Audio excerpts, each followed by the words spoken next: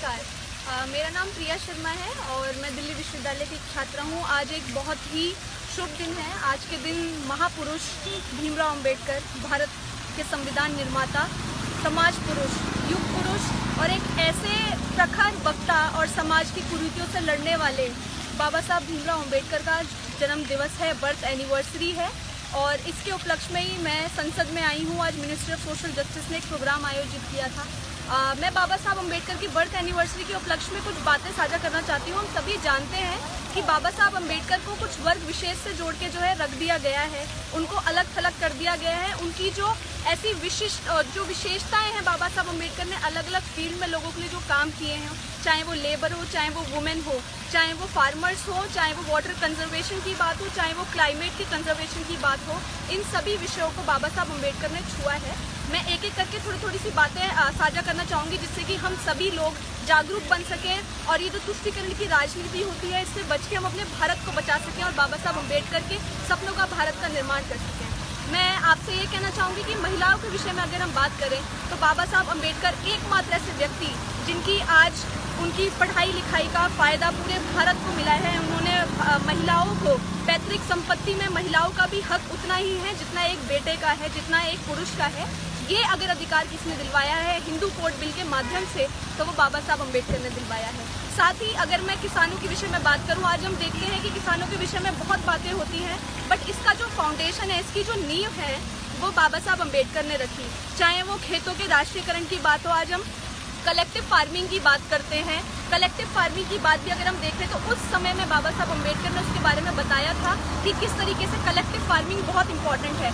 आज हम फार्मर्स के बजट की बात करते हैं। फार्मर्स के लिए बजट जो है और बजट से ज्यादा हो, ये बाबा साहब अंबेडकर ने बात की थी। बाबा साहब अंबेडकर ने और ये कहा था कि जो लैंड होल्डिंग्स हैं, लैंड होल्डिंग रेगुलेशन एक्ट अगर हम बात करें तो ये भी बाबा साहब अंबेडकर ने अपने तत्वों में कहा था। संविधान जब वो बना रहे थे उन्होंने ये बात कही और आज हम देखते हैं कि हमारे पास ये एक्ट भी है।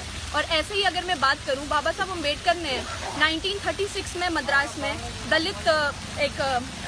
दलित की सम्मेलनों में बाबा साहब अंबेडकर ने कहा था, कम्युनिस्टों के विषय में आज हम सभी जानते हैं कि कम्युनिस्ट जो है उनकी फोटो लेके घूमते हैं और बाबा साहब अंबेडकर उनके हैं, बाबा साहब अंबेडकर उनके हैं, वो ऐसी बातें करते हैं। परंतु हम देखते हैं कि बाबा साहब अंबेडकर पूरे भारत के हैं। उन्होंने ये कहा कि वो कम्युनिस्ट, वो वामपंथी लोग जो कि लेबर क्लास के नाम पे राजनीति करते हैं, ऐसे कम्युनिस्टों को वो बिल्कुल पसंद नहीं करते और उनका जो है बिल्कुल आदर नहीं करते, क्योंकि वो लोग सिर्फ लेबर क्लास के नाम पे राजनीति करते हैं। ऐसा बाबा साहब अंबेडकर ने अपनी 1936 में हुई मैसूर में दलित वर्ग के सम्मेलन में कहा।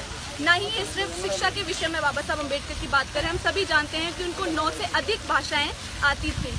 शिक्षा के विषय में बाबा साहब अंबेडकर ने ये कहा कि शिक्षा का कोई मूल्य नहीं है जब तक शील ना हो, विवेक ना हो व्यक्ति में। उन्होंने कहा कि शिक्षा अन्य के समान है। और आज हम सभी देखते हैं कि भारत में राइट टू एजुकेशन एक्ट है और राइट टू एजुकेशन इसलिए है क्योंकि बाबा साहब अंबेडकर ने हमारे बीच में ये बातें रखी कि जो एजुकेशन है वो आपकी पर्सनालिटी को बिल्ड करता है, आपके कैरेक्टर को बिल्ड करता है। ऐसे ही हम इकोनॉमी की बात करें, इकोनॉमी में भी लेबर को ले लीजिए, वुमेन को ले लीजिए, सबके इंश्योरेंस की बात हो, उनके लिए कंपनसेशन की बात हो, अनएम्प्लॉयड क्लास की बात हो, उन सभी के लिए अगर कुछ प्रोविजंस लाने का काम किया है तो वो भी बाबा साहब अंबेडकर ने किया है। हम इंडियन रुपी की बात करते हैं, गोल्ड मॉनेटरी सिस्टम, उन्होंने बाबा साहब अंबेडकर ने उस समय में कहा था कि भारत के लिए गोल्ड मॉनेटरी सिस्टम जो ब्रिटिशर्स लागू कर रहे हैं वो गलत है। और आज हम देखते हैं कि भारत में गोल्ड मॉनेटरी सिस्टम नहीं है। तो ऐसी कुछ चीज़ें, इंडियन रुपी की हम बात करें, बाबा Saheb Ambedkar was the one जो कि सबसे बड़े राष्ट्रवादी थे। उन्होंने ये कहा कि किस तरीके से ब्रिटिशर्स ने 1838 से लेकर 1849 के समय में किस तरीके से जितना ब्रिटेन में जल कंजर्वेशन, वाटर कंजर्वेशन पर उन्होंने पैसा खर्च करा, उससे भी कम पैसा उन्होंने यहाँ पर ऐसी सुविधाएं लोगों के लिए काम करने में, उससे भी कम पैसा खर्च करा। तो हम देख सकते हैं कि किस तरीके से बाबा साहब अम्बेडकर ने ये चीज़ उजागर करी कि ब्रिटिशर्स भारत का शोषण कर रहे हैं उस टाइम पे। तो मैं यही कहना चाहूँगी कि बाबा साहब अम्बेडकर सिर्फ समानता की बात नहीं करते, वो स्वतंत्रता और संप्रभुता की भी बात करते हैं, बंधुता की भी बात करते हैं। और मेरा यही आग्रह है सब लोगों से जो भी सुन रहे हैं कि बाबा साहब अम्बेडकर को एक वर्ग विशेष से न जोड़ के पूरे भारत का महापुरुष हैं वो, उनको उस नज़र से देखें और उनके बारे में ज़्यादा से ज़्यादा पढ़ें, ताकि जो लोग राजनीति करते हैं हम उनको जो है करारा जवाब दे सकें। इसी उपलक्ष्य में आप सभी को पुनः धन्यवाद करती हूँ। बहुत बहुत धन्यवाद।